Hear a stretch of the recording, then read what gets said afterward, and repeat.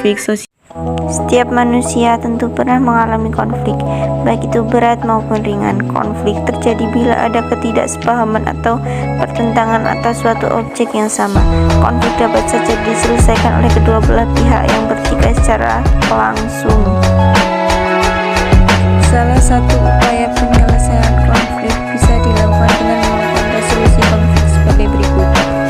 Kemampuan orientasi dalam resolusi konflik meliputi pemahaman individu tentang konflik dan sikap yang menunjukkan anti kekerasan, kejujuran, keadilan, toleransi, harga diri.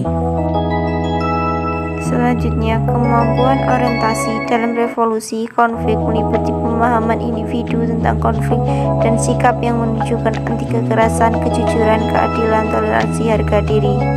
Kemampuan persepsi adalah suatu kemampuan seseorang untuk dapat memahami bahwa tiap individu dengan individu yang berbeda. Kemampuan emosi dalam resolusi konflik mencakup kemampuan untuk mengelola berbagai macam emosi. Kemampuan komunikasi dalam resolusi konflik meliputi kemampuan mendengarkan orang lain, memahami lawan bicara, berbicara dengan bahasa yang mudah dipahami. Kemampuan berpikir kreatif dalam resolusi konflik meliputi kemampuan memahami masalah untuk memecahkan masalah.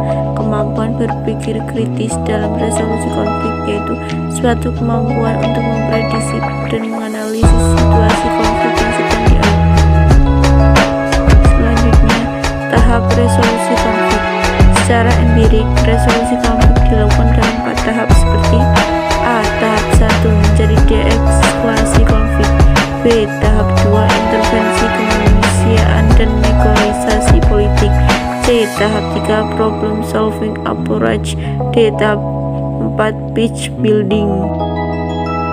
Yang terpenting dari suatu konflik adalah ditemukannya jalan keluar atau solusi atas konflik tersebut. Menurut Mides, resolusi konflik merupakan kemampuan untuk menyelesaikan perbedaan dengan yang lain.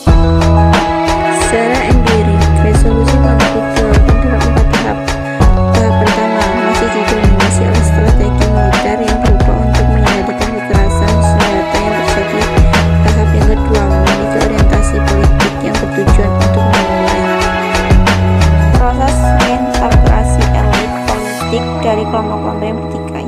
Tahap ketiga lebih bernuansa sosial dan berupa untuk menerapkan problem solving. Tahap yang keempat memiliki nuansa perombakan struktur sosial budaya. Ada 4 teknik yang digunakan untuk menyelesaikan konflik. Pada dasarnya, A. Offloading. Teknik ini adalah usaha untuk menghindari konflik tersebut dan berhadap konflik itu akan hilang dengan sendirinya. B. Yielding. Bisa terjadi akibat pola pikir anggota kelompok lainnya. Selanjutnya, C. Trick picking.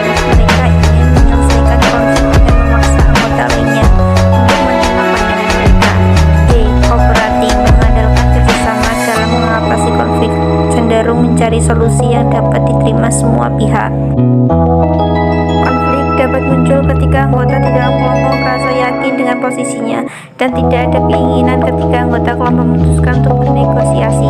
Negosiasi adalah proses komunikasi timbal balik yang dilakukan oleh dua anggota terlebih untuk mencari tahu masalah secara lebih spesifik. Komunikasi dapat membuka peluang anggota kelompok untuk saling percaya, namun itu juga dapat menjadi bumerang bagi kelompok dengan adanya curahan hati dari anggota kelompok yang menunjukkan kebencian maupun ketidaksukaan pada anggota lain. Ada beberapa kemampuan yang sangat penting sebagai berikut. Kemampuan orientasi memahami individu dan sikap yang menunjukkan kekerasan, kejujuran, keadilan, toleransi, harga diri. Kemampuan persepsi adalah suatu kemampuan seseorang untuk dapat memahami bahwa tiap individu dengan individu yang berbeda. Kemampuan emosi dalam konflik mencakup kemampuan untuk mengelola berbagai macam emosi. Kemampuan komunikasi dalam resolusi konflik meliputi kemampuan mendengar orang lain, memahami lawan bicara.